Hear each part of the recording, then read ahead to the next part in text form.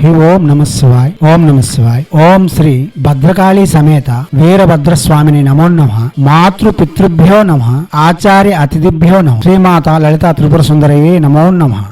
शिवशक्ति स्वरूप भक्तगण आमे रत्नश्री हिंदू सेवा समाज तरफ मंत्रविधि जंत्रविधि तंत्रविधि शिखापी सब बेले प्रस्तुत हिंदू सनातन धर्म आसुवा सब विधि विधान आपन को जगवाई आम जानी शुणियाटा आपन मुहर रोकवाई सब बेले प्रस्तुत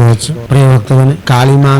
आराधना काली माँ पूजा मंत्रविधि शीघ्र फलदायी आनंददायी ज्ञानदायी शक्तिदायी ताहि भितर श्मशान काली होचंती सर्व दुखर संहार करता शत्रु दुर्भेद्या महाकाली श्मशान काली तंत्र जोग करने तंत्र विद्या अवलंबन करने जो कौन सी तंत्र आम उपरे प्रयोग हेले भी शीघ्र काटिया शत्रु मन को दमन करने यह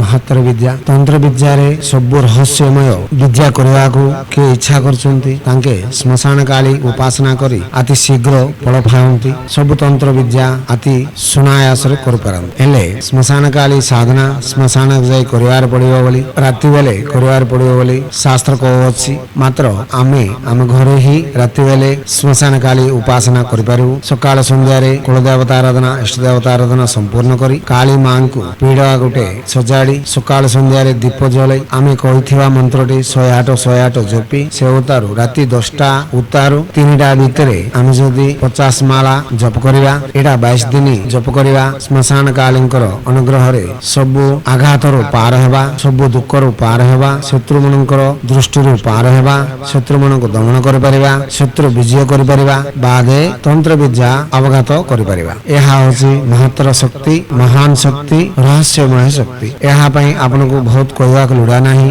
श्मशान काली कामेश्वरी ना कहले का आपन को जना पड़िबो से मांकर क्रिया कोन सेतु जगु आमे बहुत सूचना देवा को बहुत कहवा लुड़ा नहीं आपन प्रसंग जाक सुनंतु अवगाना बढंतु जदि ना आम संगे प्रत्यक्ष जोगाजोगी करंतु दुखर पार हेबा प्रत्यक्ष मंत्र जपंतु जदि तंत्र विद्या मंत्र विद्या शिखिबा चेष्टा कले गुरु को सम्मुखरु मंत्र नहीं अष्ट दिग्बंधना विधि कला उतार ही मंत्र जप करंतु एबे श्मशान काली महामंत्र मंत्र ओम ह्रीं क्रीं श्मशान कालिकायै नमः मंत्र औथरे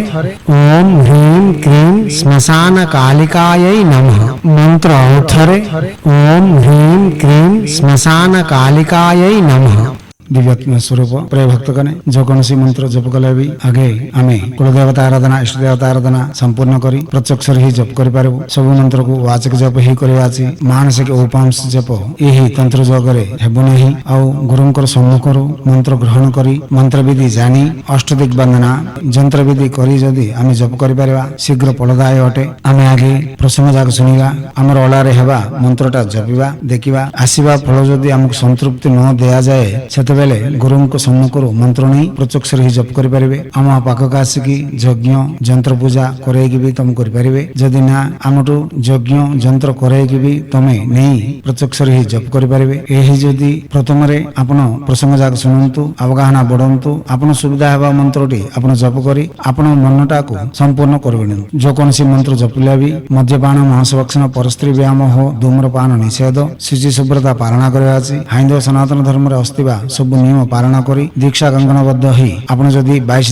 दिन को 8 माला जदि जपिबे बाज्यर फल पाई परिबे फल जदि असुविधा हैला हम संगे साक्षात करंतु जदि ना गुरु मन को साक्षात करी जानी सुनी जप ध्यान करी आपण मनटा संपूर्ण करिना पई आपण हाथ रे हेबा सचेष्टा करंतु हिंदू सनातन धर्म ऋषि माने हमको जगैथिबा विद्या विनियोग करबाटारे भारतीय संस्कृति संप्रदाय रक्षा करबाटारे आगामी ही हमर संस्कृति रे आस्तिबा पर्व पर्वाणी आचरण विधि रे थिबा मर्म रहस्यटी आमे आगे ग्रहण करी तार सुविधा आमे पाई से सुंदरमय आनंदमय जीवन को आमे दुनिया को प्रचार करबाटारे आगामी हेबे बोली आशा करी सब बेले तुम सेवारे रत्नश्री हिंदू सेवा समाज आचार्य भीम सिंह राय कुमार और आप निखिलानंद सागर महाराज।